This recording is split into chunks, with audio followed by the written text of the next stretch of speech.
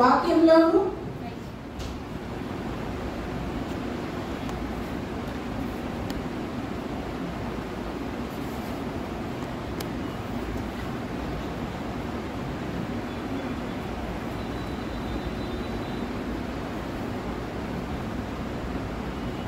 దేవుని సువార్త ప్రకటించడంలోను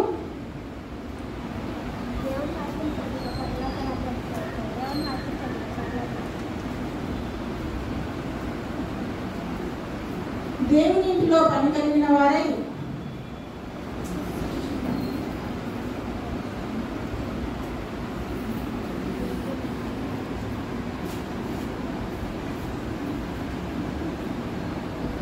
వారు ఆత్మీయంగా బలపడుతూ ఉంటారు. బుద్ధి లేని వారు అబ్బా అప్పుడే ఏడైపోయిందా? డ్యూటీకి టైం అయిపోతుంది. చిన్న ప్రార్థన చేసుకుందాం. ప్రభా, నేను డ్యూటీకి వెళ్తున్నాను, నన్ను కాపాడు. ఇవాళ చాలా దేవుడు నాకు కృప చూపిస్తాడు. అబ్బా అప్పుడే డ్యూటీకి టైం అయిపోయిందా? ఒక 2 చిన్న ముక్కలు వాక్యం చదువుకున్నాం.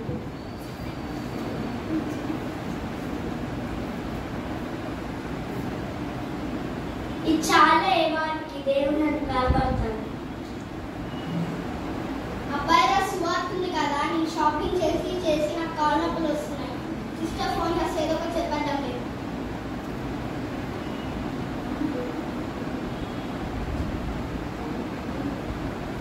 నాకు కూడా టైం నొప్పి ఉంది. అబ్బాయి ఉన్నారు కదా, నాకు టైం నొప్పిగా ఉంది. సిస్టర్ ఫోన్ చేస్తే ఇచ్చేస్తాను.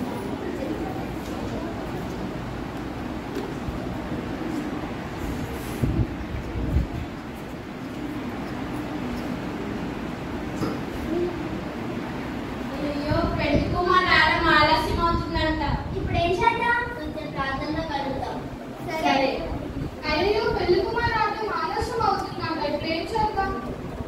నాకు నిద్ర వస్తుంది. నాకు కూడా నిద్ర వస్తుంది. నాకు నిద్ర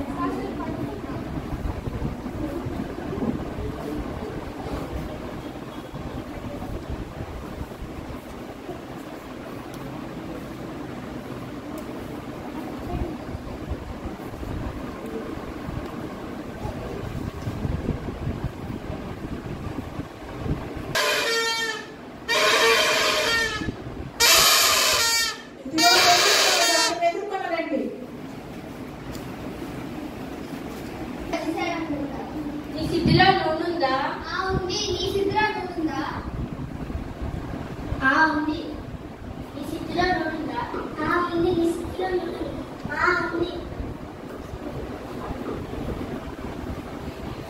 నీ సిద్ధరా ఉందా? ఉంది. వాళ్ళేంటి సిద్ధిలో నూనె అనుకుంటున్నారు? ఏమో, నా దగ్గర ఎలుగుతుంది. నాకు ఇది చాలు. నాది కూడా వెలుగుతుంది.